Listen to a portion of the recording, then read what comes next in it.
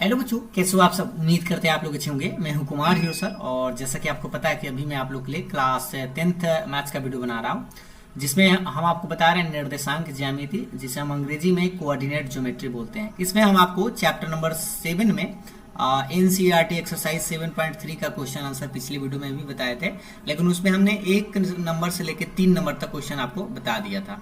तो आज के इस क्लास में 2 प्रश्न आपका बचता है, 4 नंबर और 5 नंबर। इस दोनों प्रश्न का आंसर हम आपको बताएंगे। चलिए देखते हैं। सबसे पहले हम आपको बता दें, 4 नंबर सवाल कह रहा है कि उस चतुर्भुज का क्षेत्रफल ज्ञात कीजिए जिसके शीर्ष इसी क्रम में -4 -2 -3 -5 3 -2 और 2 है। ठीक है, ये चतुर्भुज के चारों शीर्ष जो है क्रम वाइज दिए हुए, तो आपसे पूछ रहा है इस चतुर्भुज का क्षेत्रफल क्या होगा। तो हम लोग करेंगे क्या, सबसे पहले एक चतुर्भुज कुछ इस तरह से आप कहीं पे भी ऐसे मान सकते हैं। ऐसे हम मान लेते हैं कि ये आपका एक चतुर्भुज है। ठीक है, ये सपोज कर लेते हैं कि ये क्या है, एक चतुर्भुज है जिसका नाम है ए बी सी और डी। इसी क्रम में है, इसका मतलब है कि आपको सीधे क्रम में ए बी सी डी लिखना है। तो मान लीजिए ए के जगह हम लिख लेते हैं -4 -2, बी की जगह हो जाएगा -3 -5 और सी की जगह होगा 3 -2 और डी जो हो जाएगा आपका 2 3। ठीक है, अभी चतुर्भुज का क्षेत्रफल निकालना है। तो हम करेंगे क्या, हमें त्रिभुज का क्षेत्रफल तो निकालना आता ही है, आप लोग को पिछला वीडियो में भी आप सीखे हैं। तो आप क्या करिए, इसमें आप एक डॉट डॉट लाइन विकर्ण खींच दीजिए, और इस विकर्ण जब खींचेंगे आप कुछ इस तरह से, तो यहाँ अगर हम ए को सी से मिला दें तो हमारे पास 2 त्रिभुज बना, एक ए बी सी और एक ए सी डी या ए डी सी, एक ट्रायंगल ये वाला बन गया। तो 2 त्रिभुज का क्षेत्रफल निकाल के और दोनों को लास्ट में आपको जोड़ देना है, जिससे कि आपका आंसर फाइनली आ जाएगा। या आप चाहते हैं तो बी से लेके कोई डी तक भी इसको ज्वाइन कर सकता था, तो भी 2 त्रिभुज आपका बनता, उस तरह से भी निकाल सकते हैं। तो चलिए इसको हम बनाकर आपको बताते हैं। सबसे पहले मान लेते हैं, माना कि a बराबर b बराबर c, ऐसे मान लेते हैं। माना कि त्रिभुज ए बी सी में, त्रिभुज हम ये चतुर्भुज है, पूरा चतुर्भुज है क्या, ए बी सी डी चतुर्भुज है, लेकिन हम त्रिभुज में बात कर रहे हैं, त्रिभुज ए बी सी में।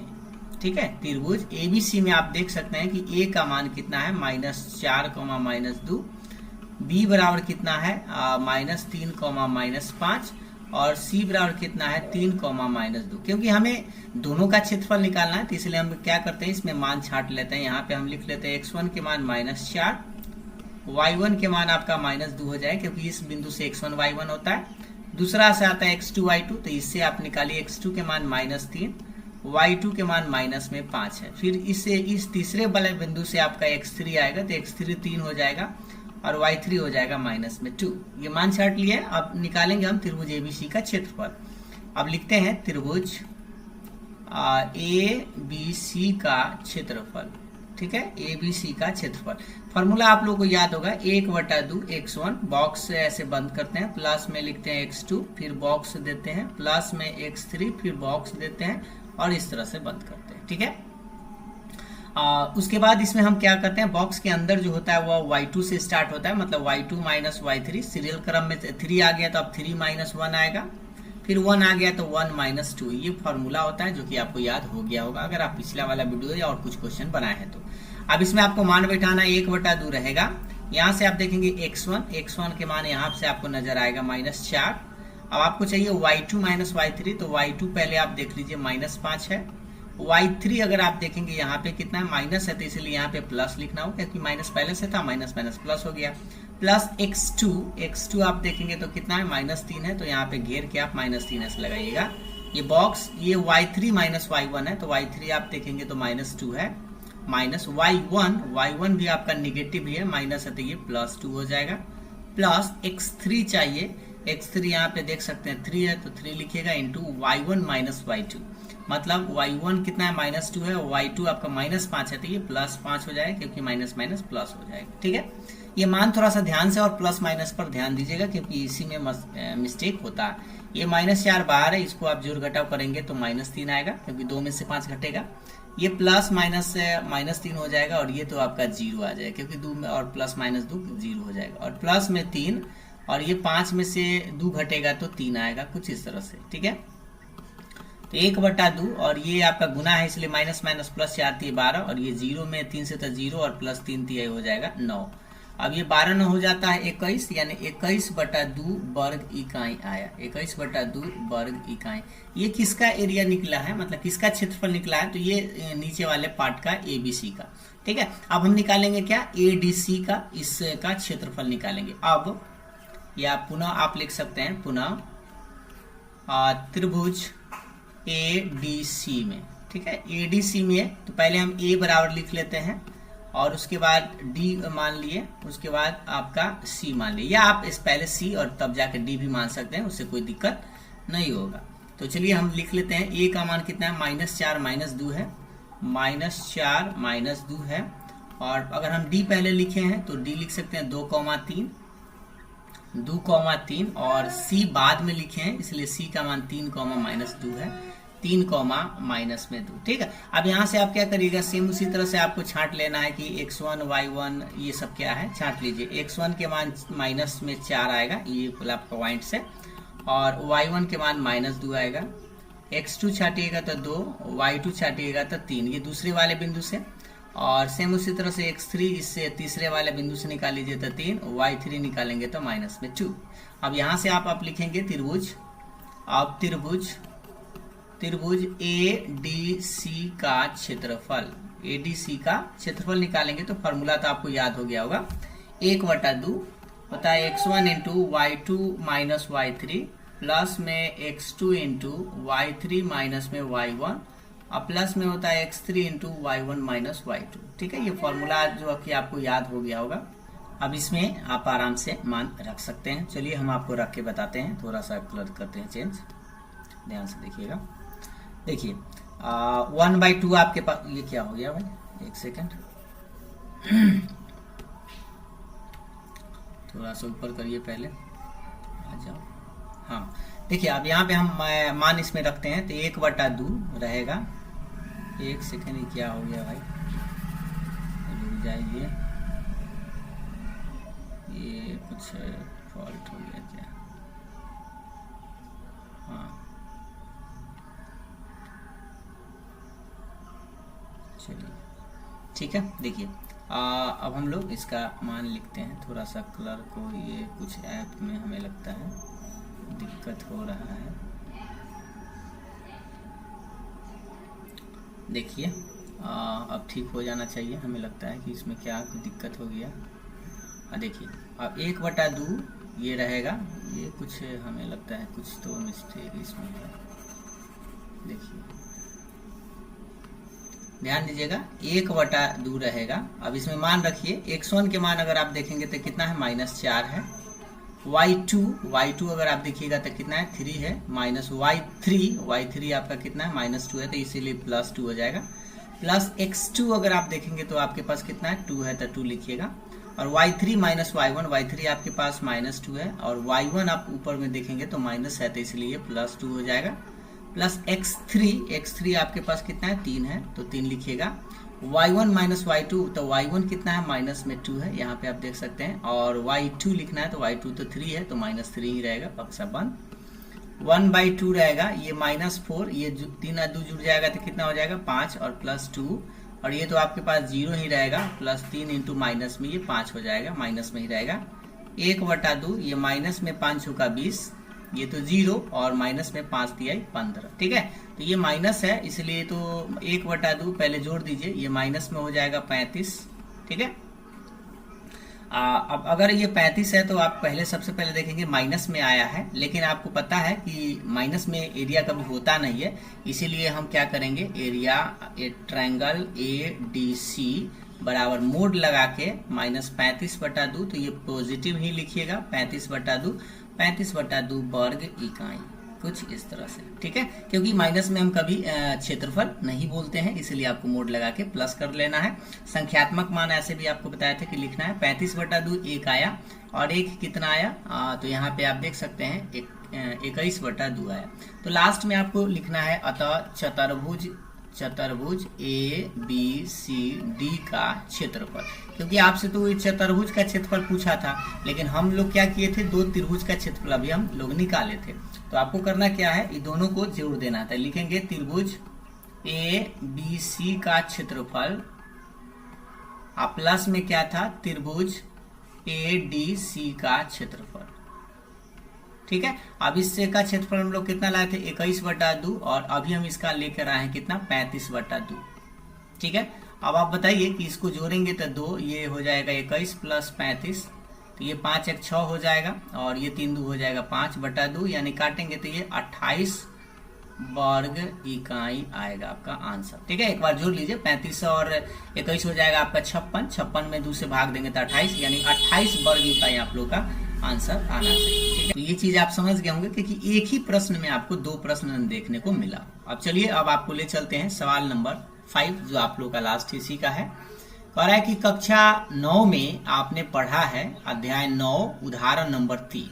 ये आपसे कह रहा है कि आप देखिए कि किसी त्रिभुज की एक माध्यिका उसे बराबर क्षेत्रफल वाले दो त्रिभुज में विभाजित करती है। ये चीज आप थ्योरी के रूप में आप पढ़े होंगे कि कोई भी त्रिभुज है, उसकी जो माध्यिका होती है उस त्रिभुज को दो बराबर भागों में क्या करता है, विभाजित करता है। उस त्रिभुज एबीसी के लिए इस परिणाम का सत्यापन कीजिए जिसके लिए शीर्ष, ये 3 गो शीर्ष दिए हुए। ठीक है, ये जो कह रहा है कि किसी भी त्रिभुज की जो माध्यिका होता है उसको दो बराबर भागों में विभाजित करता है, ठीक, क्षेत्रफल में। तो आपको करना क्या है कि यहाँ पर त्रिभुज एबीसी दिया हुआ है। जैसे मान लीजिए, इसको हम पिक्चर के सहारा से कुछ समझाए तो आपको बात समझ में जल्दी आ जाएगा। जैसे मान लीजिए ये आपके पास एक त्रिभुज है, ये आपका एक त्रिभुज मान लीजिए ए है, ये बी है और ये सी है। ठीक, एबीसी दिया हुआ है तो ये देख लीजिए 4, -6, बी दिए हुए हैं 3, -2 और सी दिए हुए हैं 5, 2। ठीक, और क्या कह रहा है कि इसका जो माध्यिका है, इसका माध्यिका जो है, इसकी जो माध्यिका है, मान लीजिए माध्यिका इसका ये है। ठीक है, ये माध्यिका का मतलब होता है अपोजिट जो साइड है, मतलब मान लीजिए एडी इस त्रिभुज की माध्यिका है, तो माध्यिका का मतलब होता है सामने वाली भुजा को दो बराबर बराबर भागों में विभाजित कर देता है। ठीक, यानी कि ये जो डी बिंदु है, ये बीसी जो भुजा है, उस बीसी भुजा का मध्य बिंदु हो जाएगा, और तब जाके आपको ये दो ट्रायंगल दिखाई दे रहा है, मतलब दो त्रिभुज बन जाएगा, और ये दोनों का क्षेत्रफल जो है वो बराबर आपको साबित करना। यही यहाँ पे कह रहा है कि उसे बराबर क्षेत्रफल वाले दो त्रिभुजों में विभाजित करती है। ठीक, तो सबसे पहले हम लोग करेंगे क्या, जो हमारे पास एबीसी दिए हुए उसको आप लिख लीजिए। ए का मान है 4, -6, बी जो बिंदु है 3, -2 और सी जो है वो आपके पास है 5, 2। ठीक है, अब हम मान लेते हैं, माना कि एडी त्रिभुज एबीसी की माध्यिका है, एबीसी की माध्यिका है।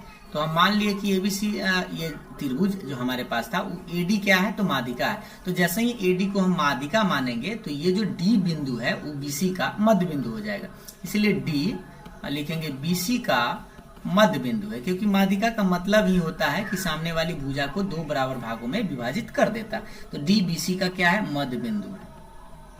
ठीक है, ये लिखेंगे मध्य बिंदु है। और मध्य बिंदु का फॉर्मूला आप जानते हैं कि क्या होता है, एक बार हम आपको लिख देते हैं। x1 जोड़ x2 बाई 2, y1 जोड़ y2 बाई 2, और इसमें आपको मान रख देना है। लेकिन हाँ, याद रखिएगा आपको b और c, ये जो b बिंदु है और c बिंदु है, इसी का मध्य बिंदु निकालना है। तो बस b के मान को जोड़ेंगे, मतलब 3, x1 3 है और प्लस में x2 आपके पास यहाँ पे 5 दिख रहा है, 5/2। फिर y1 अगर आप देखेंगे तो -2 है और प्लस y2 आपका 2 है और y में 2 रहेगा। ठीक है, अब ये हो जाएगा 5 3 8/2 और ये हो जाएगा 0/2, यानी कि तो कटेगा, तो आप लिख सकते हैं इसको 4 और ये आपका 0 आ जाएगा। ये ठीक है, 4 कट जाएगा, ये तो 0 ही रहेगा, इसलिए 0 लिख सकते हैं। तो ये आपका आंसर ही आपका एक तरह से हो जाएगा। ठीक है, किसका, तो बिंदु डी का। तो डी आपका निकल चुका है, तो कह सकते हैं डी बराबर जो है आपके पास 4, 0 है, मतलब यहाँ पे आप लिख सकते हैं 4, 0। ठीक है, अब आपको करना क्या है कि आपको देख सकते हैं कि दो गो त्रिभुज आपको दिखाई दे रहा है। इस दो त्रिभुज का क्षेत्रफल आपको निकालना है। पहले हो गया ए बी डी और एक हो गया ए डी सी का क्षेत्रफल। ठीक है, तो चलिए अब हम निकालते हैं। अब त्रिभुज आप देखेंगे ध्यान से, अब त्रिभुज ए बी डी का क्षेत्रफल, ए बी डी में ए बी डी में पहले आप क्या करिए कि ए बी सबका मान लिख लीजिए। ए का मान कितना है जो दिया हुआ था, तो ए का मान अगर आप देखेंगे तो 4, -6 है, 4, -6 है। और बी का मान देख लीजिए, बी का मान तो दिख रहा है 3, -2, 3, -2। और डी है तो डी बराबर में देख लीजिए पहले, डी जो अभी हम निकाल के लाए हैं 4, 0, तो 4, 0। अब यहाँ से आपको करना क्या होगा, इसका क्षेत्रफल निकालना होगा। तो लिखेंगे पहले मान छाट लीजिए, x1 के मान 4, y1 -6, x2 3, y2 -2, ये दूसरे वाले बिंदु से, और x3 आपका तीसरे वाले बिंदु इसमें से निकाल लीजिए। तो x3 हो जाएगा 4 और y3 हो जाएगा 0। ठीक है, अब हम लोग लिखते हैं त्रिभुज ए बी डी का क्षेत्रफल। ठीक है, ए बी डी का क्षेत्रफल। तो फॉर्मूला तो आपको याद हो गया होगा, 1/2 x1 into y2 - y3 plus x2 into y3 - y1 plus x3 into y1 - y2। ठीक है, ये फॉर्मूला हो गया। अब इसमें आपको मान बैठा देना है, जो कि आप एक एक कर बैठाएंगे। चलिए, 1/2 आपके पास रहेगा। अब यहाँ से देखिए x1 के मान। ठीक है, x1 अगर आप देखेंगे तो यहाँ पे 4 आपको नजर आएगा। अब हमें चाहिए y2 - y3, तो y2 है आपके पास -2, y3 देखेंगे तो 0 है, तो 0 ही लिखेंगे। और प्लस में अब चाहिए हमें x2, तो x2 यहाँ पे देखिए तो 3 है, y3 - y1, तो y3 अगर आप देखेंगे तो 0 आपको दिख रहा होगा। तो y1 ऊपर में माइनस में 6 है, इसलिए माइनस माइनस प्लस हो जाए, क्योंकि माइनस यहाँ पहले से है। प्लस x3 हमें चाहिए, तो x3 कितना है, 4 है। और y1 - y2, तो y1 आपके पास कितना था, -6, और y2 आपके पास कितना है, -2 है, तो इसीलिए ये +2 हो जाएगा, क्योंकि देख सकते हैं यहाँ पे -2 था। अब इसको आगे बढ़ाते हैं, तो देखिएगा ध्यान से, 1/2 ये 4 इंटू -2 रहेगा, प्लस 3 इंटू 6 हो जाएगा, जोड़ेंगे 0 में 6 था 4, और ये 2 में से 6 घटेगा तो माइनस में 4 आएगा। अब इसको आगे बढ़ाइए, 1/2 ये माइनस में 8 प्लस 36 18 और -4 चौके 16। ठीक है, अब अगर आप देखेंगे तो 1/2 ये हो जाएगा 16 और 8 जो है जुड़ जाएगा, तो ये 18 - 24 हो जाएगा, ये माइनस में। अब ये क्या हो जाएगा, आप यहाँ से देखिए कि 1/2 तो ये रहेगा, और 18 में से 24 घटाएंगे तो माइनस में आपका 6 आएगा। तो ये माइनस में है, इसका मतलब कि आप समझ सकते हैं कि ये कटेगा तो माइनस में 3 आया।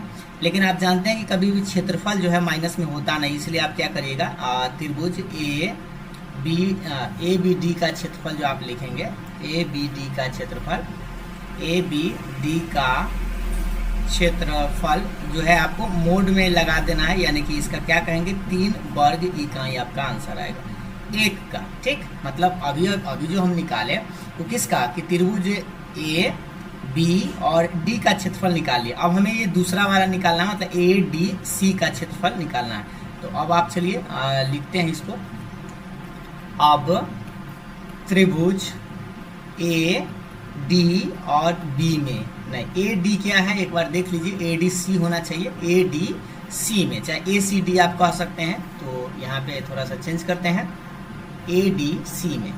ठीक है, तो ए का मान आपके पास जो है वही रहेगा, और डी का मान तो आप निकाले ही थे, और सी बराबर तो आपके पास है। तो चलिए हम इस तीनों पॉइंट को लिखते हैं। पहले ए का मान आप देख लीजिए, 4, -6 है, 4, -6, यहाँ लिखिए 4, -6, और एक है डी का मान 4, 0, और सी जो आप लोगों के सामने था 5, 2, तो ये तो आपके पास सी जो है 5, 2 रहेगा। ठीक है, अब यहाँ से आप छांट सकते हैं, जो आपके पास ये संभवतः आप समझ गए होंगे कि x1 के मान कितना आएगा, 4 आएगा, y1 के मान कितना आएगा, -6 आएगा, x2 का मान 4 और y2 का मान 0, इस दूसरे वाले पॉइंट से। और c का मान निकालेंगे, मतलब x3 निकालेंगे तो 5 और y3 निकालेंगे तो 2।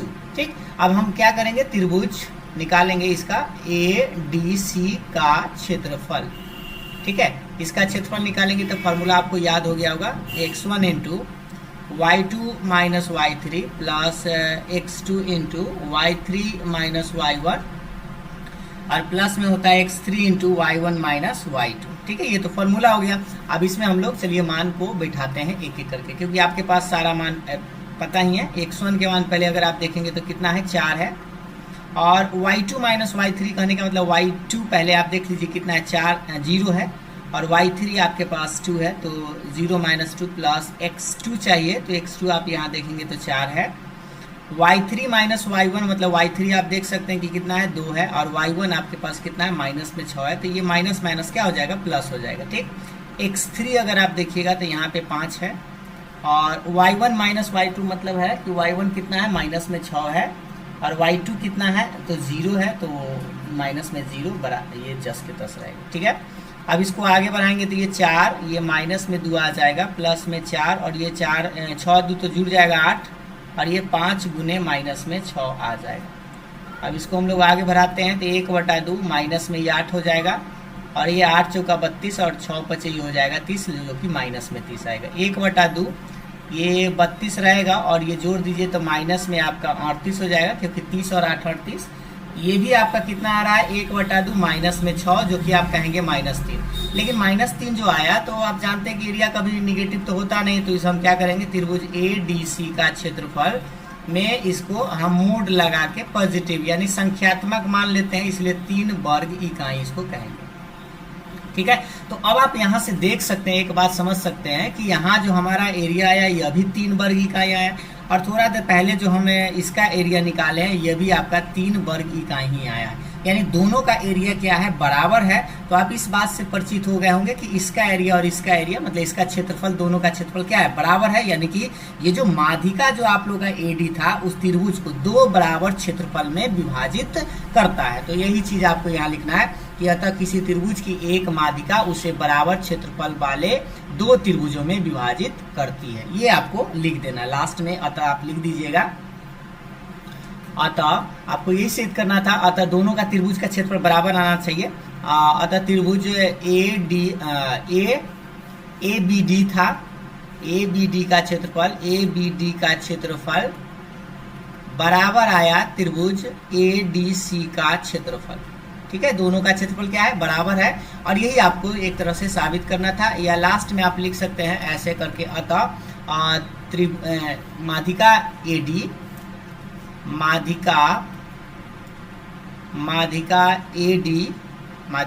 AD त्रिभुज ABC को 2 बराबर त्रिभुजों में विभक्त करता है। बराबर त्रिभुजों में बराबर क्षेत्रफल, बराबर क्या लिखेगा, बराबर क्षेत्रफल वाले 2 बराबर क्षेत्रफल वाले त्रिभुजों में व्यक्त करता है, त्रिभुजों में विभाजित करता है। ये जो प्रश्न में कह रहा था वही चीज आपको लिख देना है, और यही आपका आंसर। मतलब कि साफ सुथरा से यह समझ सकते हैं कि दोनों का जो क्षेत्रफल है वो क्या आना चाहिए, बराबर आ रहा है। इसका मतलब 2 बराबर भागों में क्या कर रहा है, विभाजित कर रहा है या विभक्त कर रहा है। यही वो चीज था, माध्यिका उसे बराबर क्षेत्रफल वाले 2 त्रिभुजों में विभाजित करती है। ठीक है, तो ये था आप लोग का एक्सरसाइज फिनिश हो गया है। जो है आप लोग का 7.3 कंप्लीट हुआ, और उसके बाद जो है हम आपको जो समांतर श्रेणी है उसके बारे में हम आपको बताएंगे। संभवतः आप लोगों ने पहले पढ़ा होगा, और नहीं पढ़े होंगे तो हम आपको चैप्टर नंबर 5 स्टार्ट करेंगे, जो कि समांतर श्रेणी, जिसे हम शॉर्ट में AP के नाम से जानते हैं, और ये आपके लिए एग्जाम में भी इम्पोर्टेंट है। तो चलिए इस वीडियो को यहीं रोकते हैं। अगर वीडियो पसंद आया तो लाइक शेयर जरूर करिए।